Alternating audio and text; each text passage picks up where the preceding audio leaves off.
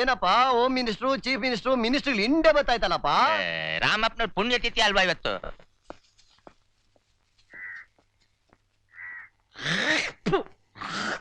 ಹನುಮಂತು ದಣಿ, ಇಲ್ಲೇನೋ ಹೊಸ ಪದ್ಧತಿ ಜಾರಿಗೆ ಬಂದಾಗಿದೆಯಲ್ಲ? ಅಷ್ಟೇ ಅಲ್ಲ, ಅದೆಂತದೋ ಬೋರ್ಡ್ ಬೇರೆ ಬರ್ದ್ ತಗಲಾಕ್ಬಿಟ್ಟವ್ರೆ.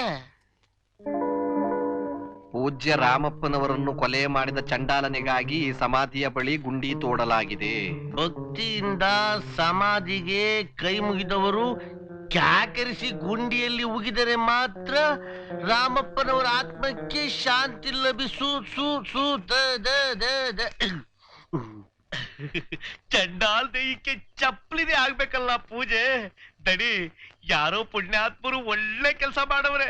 ಇದು ಪುಣ್ಯಾತ್ಮರ ಕೆಲಸ ಅಲ್ಲಪ್ಪ, ಯಾರೋ ಜಾಣನ ಹಿಕ್ಮತ್ತು. ಇದರಲ್ಲೇನೋ ಇದೆ ಕರಾಮತ್ತು. ಹಂಗಾರೆ ನಮ್ ಎನಿಮಿಗ್ ಬಂತು ಅನ್ನಿ ಆಪತ್ತು.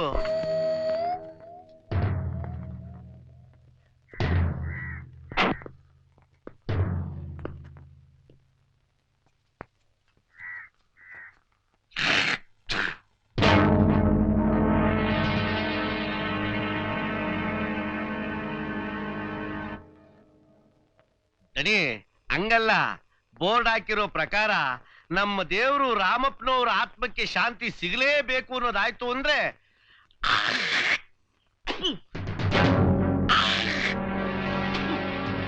ಹಿಂಗ್ ಮುಗಿಬೇಕು.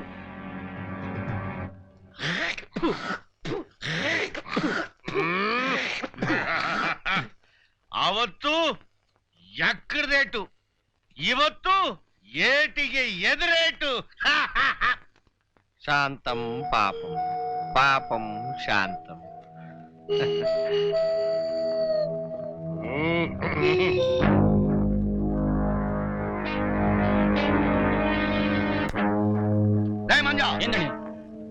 ಯಾವನು ಅವನಲ್ಲಿ ಗುಂಡಿ ತೆಗೆದು ಬೋರ್ಡ್ ಹಾಕಿದನು? ಈ ಕ್ಷಣವೇ ಆಳುಗಳನ್ನು ಕರೆಸಿ ನನ್ನ ಕಣ್ಣೆದುರಿಗೆ ಗುಂಡಿ ಮುಸಿ ಬೋರ್ಡ್ ಕಿತ್ತು ಹಾಕ್ಸು. ಆ ಹಕ್ಕು ನಿನಗಿಲ್ಲ ಮೋಹನ.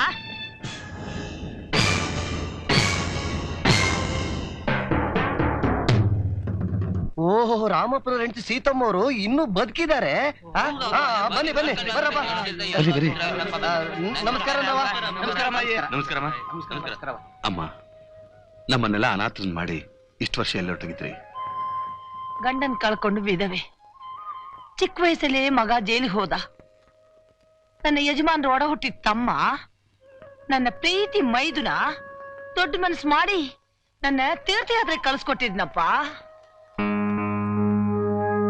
ಆಹಾ, ನಿಮ್ಮನ್ನ ತೀರ್ಥಯಾತ್ರೆ ಕಳಿಸಿದ್ರು, ಇಲ್ಲಿ ಸಮಾಧಿ ಕಟ್ಟಿಸಿದ್ರು. ನೋಡಿ ಅಮ್ಮ, ಇಷ್ಟು ವರ್ಷ ನೀವು ಇಲ್ಲಿಲ್ದಿದ್ರು ನಿಮ್ಮ ಆಸ್ತಿನ, ಈ ಊರಿನ ನ್ಯಾಯ ನೀತಿ ಧರ್ಮನ ಕಾಪಾಡ್ಕೊಂಡು ಬಂದಿದ್ದಾರೆ. ಈ ಮೋಹನ್ ರಾಜ್ ತುಂಬಾ ದೊಡ್ಡ ಮನುಷ್ಯರಮ್ಮ.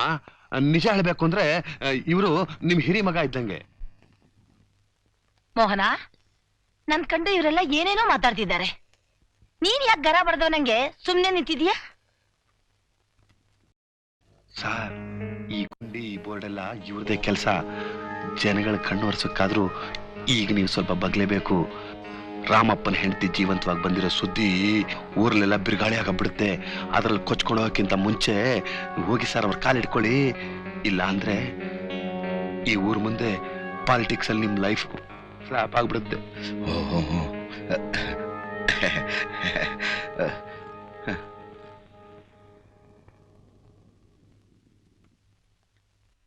ನಾನ್ ತೋಡ್ಸಿರೋ ಗುಂಡಿ ಮುಚ್ಚಿಸಿ ಬೋರ್ಡ್ ಕಿತ್ತಾಕ್ಸಿದ್ರೆ ಇಷ್ಟು ಜನ ನಿನ್ ಬಗ್ಗೆ ಏನ್ ತಿಳ್ಕೊತಾರೆ, ಏನ್ ತೀರ್ಮಾನಕ್ಕೆ ಬರ್ತಾರೆ ಅಂತ ಗೊತ್ತಾ?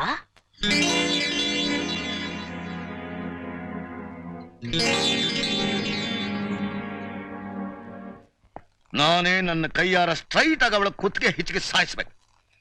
ಆಗಲೇ ನನ್ನ ಜೀವಕ್ಕೆ ಸಮಾಧಾನ.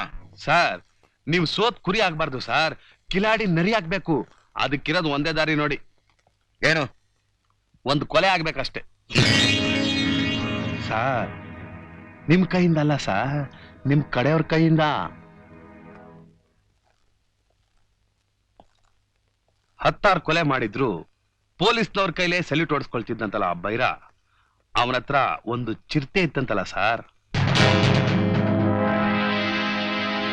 ಅದು ಈಗಲೂ ಇದೆಯಾ ಸರ್?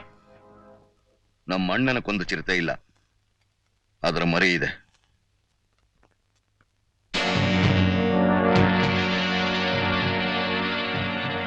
ಇದು ಸೀತಮ್ಮ ಮೆಟ್ಟಿದ ಚಪ್ಪಲಿ. ನಿಮಗಾದ ಅವಮಾನಕ್ಕೆ ಆ ತಾಯಿಗೆ ನೀವೇನಾದ್ರೂ ಬಹುಮಾನ ಕೊಡ್ಲೇಬೇಕಲ್ಲ, ಅದಕ್ಕೆ ನನಗ ಆ ಸಮಾಧಿ ಹತ್ರ ಹೊಳೆದ ಪ್ಲಾನ್.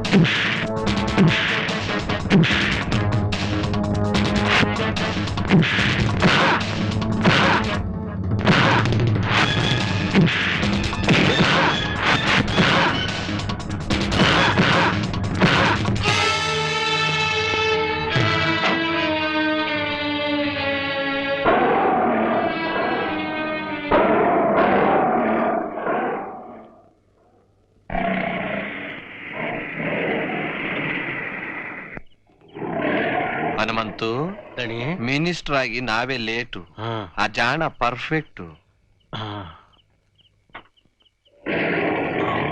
ಚಿರತೆ ಕಾನೂನ್ ಪ್ರಕಾರ ಈ ಬೈರನ್ನ ಸರ್ಕಾರಕ್ಕೆ ಒಪ್ಪಿಸ್ಬೇಕು. ನಾವೇ ಅಲ್ವೇ ಸರ್ಕಾರ? ಈಗ ಇವನ್ನ ಏನ್ ಮಾಡ್ಬೇಕು ಅನ್ನೋ ನಮ್ಮ ಆರ್ಡರ್ನ ನೀನ್ ಕರೆಕ್ಟ್ ಆಗಿ ಫಾಲೋ ಅಪ್ ಮಾಡು. ನಿನ್ಗೆ ಸಿಟಿ ಸೆಂಟ್ರಲ್ 40/60 ಅಲ್ಲ 50/80 ಅಪ್ಲಿಕೇಶನ್ ಇಲ್ದಂಗೆ ಡೈರೆಕ್ಟ್ ಅಲಾಟ್ಮೆಂಟ್.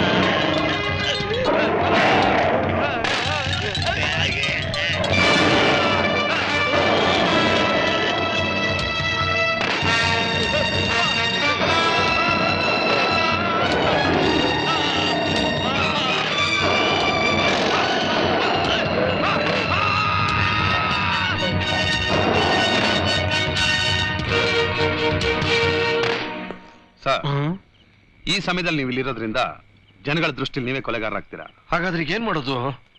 ಆ ಆರೋಪ ಹೋಗ್ಬೇಕಾದ್ರೆ ನಿಮ್ಗೆ ಉಳಿದಿರೋದು ಒಂದೇ ದಾರಿ. ಏನ್ ಮಾಡ್ಬೇಕು ಅಂತ ಪಟಾಪಟ ಅಂತ ಹೇಳು ಗುರು, ಹೆಲಿಕಾಪ್ಟರ್ ಆರ್ಬಿಡ್ತೀವಿ. ಪತ್ರಿಕೆಗಳಲ್ಲಿ ಅನಾರೋಗ್ಯ ಅಂತ ಒಂದು ಹೇಳಿಕೆ ಕೊಟ್ಬಿಡಿ. ಅರ್ಜೆಂಟ್ ಚಿಕಿತ್ಸೆಗಾಗಿ ಒಂದು ಫಾರಿನ್ ಟ್ರಿಪ್ ಹಾಕ್ಬಿಡಿ. ಒಳ್ಳೆ ಐಡಿಯಾನೇ ಕೊಟ್ಟೆ ಗುರು. ಎರ್ರ ಬಿರ್ರಿ ಏರಿರೋ ನಮ್ಮ ಅಸೆಟ್ನೆಲ್ಲ ಸ್ವಿಸ್ ಬ್ಯಾಂಕ್ ಅಲ್ಲಿ ಇಟ್ಟು ಡಿಪಾಸಿಟ್ ಮಾಡಿ ಬಂದ್ಬಿಡ್ತೀವಿ. ನಾಳೆ ಬೆಳಿಗ್ಗೆನೆ ಆರ್ಬಿಡ್ತೀವಿ. ಸರಿ, ನೀವೀಗ ಹೋಗಿ ಬೈರನ್ನ ನಾನು ನೋಡ್ಕೊಳ್ತೀನಿ. ಸರಿ ನಡಿಯಪ್ಪ.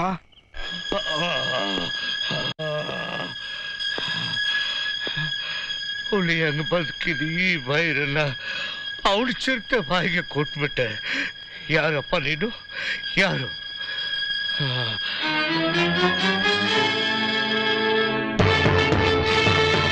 ಜ್ಞಾಪಕ ಇದೆ ಬೈರ, ನೀನು ಹುಲಿ ಕಟ್ಟೆ ರಾಮಪ್ಪನ್ನ ಕೊಲ್ಲಕ್ ಬಂದಿದ್ ವ್ಯಾನ್ ನಂಬರ್ ಇದು. ನಾನು ಆ ರಾಮಪ್ಪನ ಮಗ. ನೀನು ರಾಮಪ್ಪನ ಮಗ?